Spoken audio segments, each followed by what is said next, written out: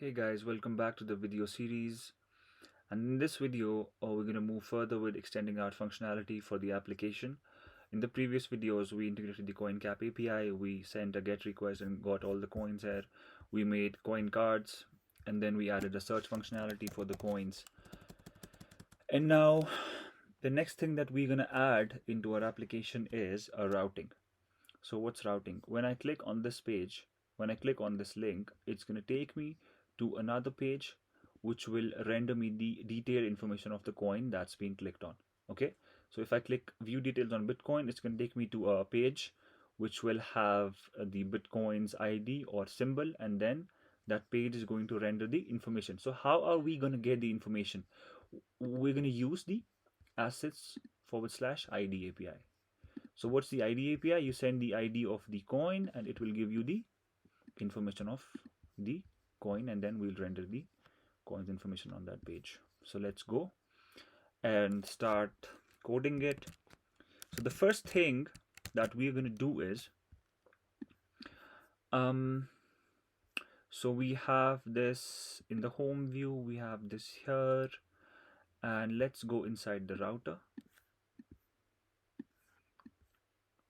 and start adding the page. We will say details, we'll call the route details, and it will be named as details. And let's uncomment this and say it's details. The webpack chunk name is details, views about view, and we'll say detail view.view. Okay, now let's go inside the views and create a new file, detail view.view, and inside this let's create a basic view boilerplate and have we'll also have a div here which will have a class of container and mx auto. Class of container and mx auto, let's say hello.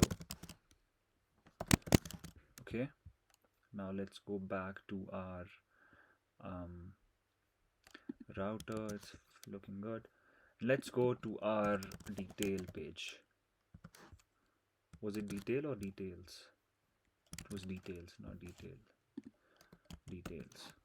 Okay, so this is our details page. It looks something like this, but the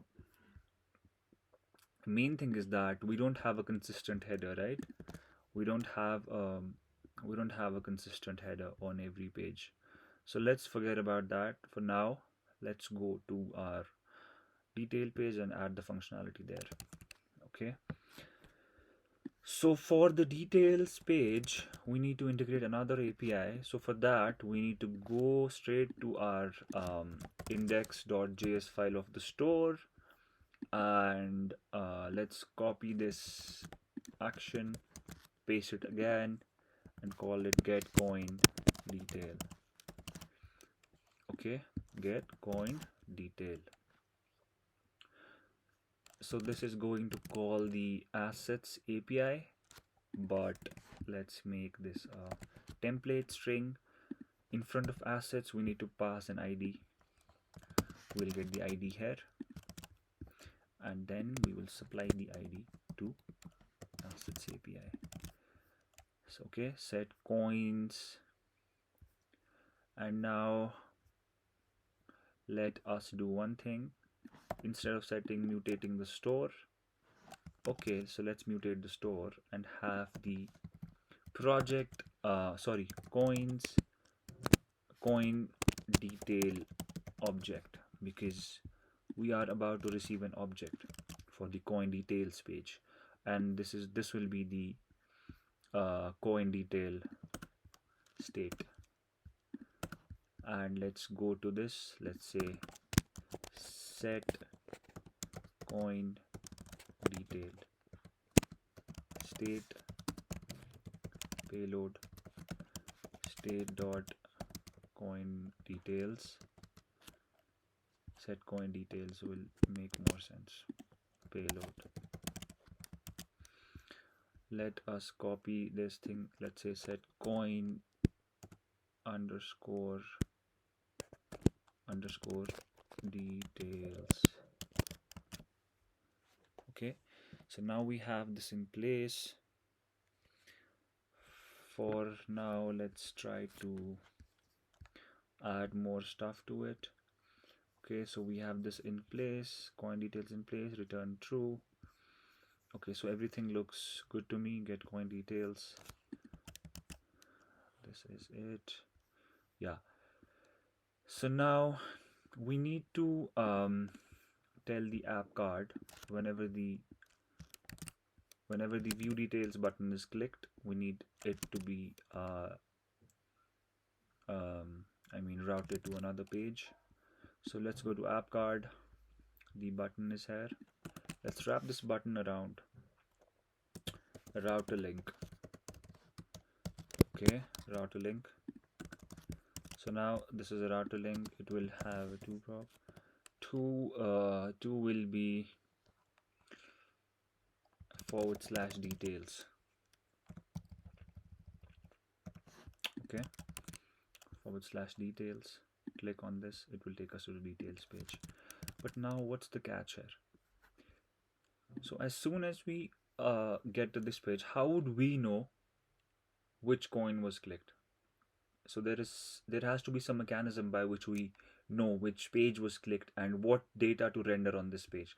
So we will not be developing one page for every coin. So let's say we have 10 coins and in the future we'll have 100 coins. So we'll not be delivering 100 pages and remembering all the IDs and then rendering 100 pages for all different coins. So that doesn't work like that in the real world. In the real world, what we do is we send an ID to the next page, and the next page will render the data based on that ID. It will call the API based on that ID.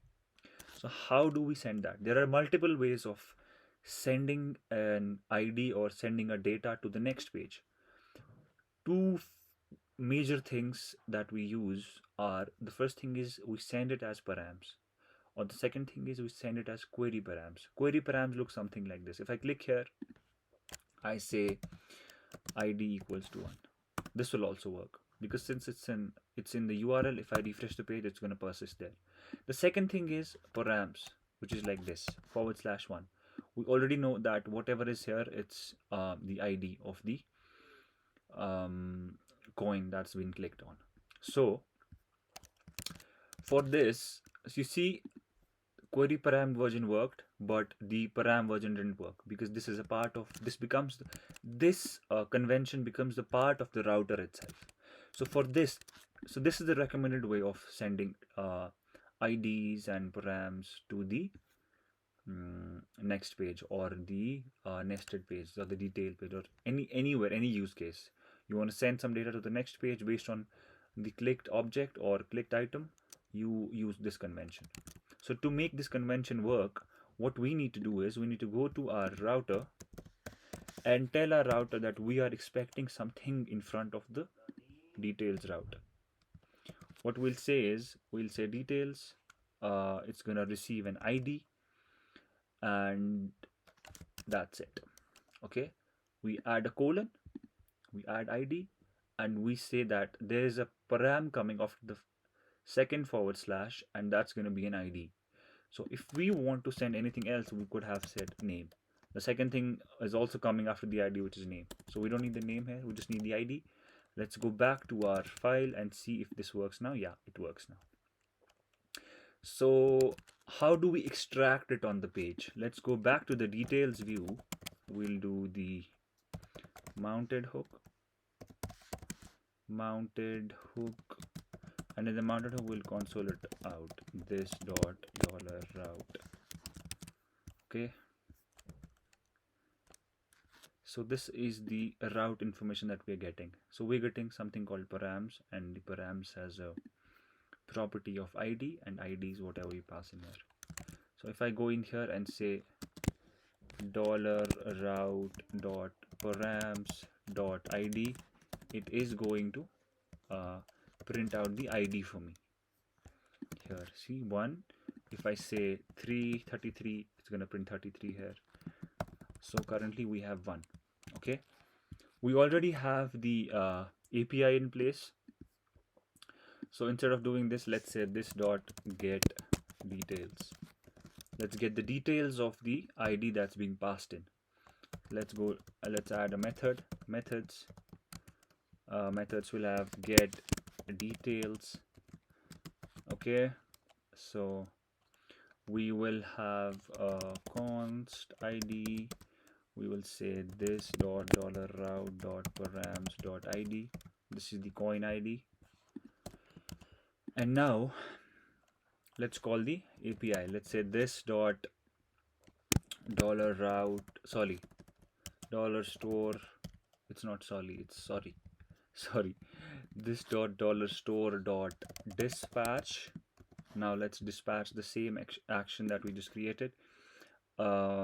P index of the router, sorry, index of the store, index file of the store. What was the action name?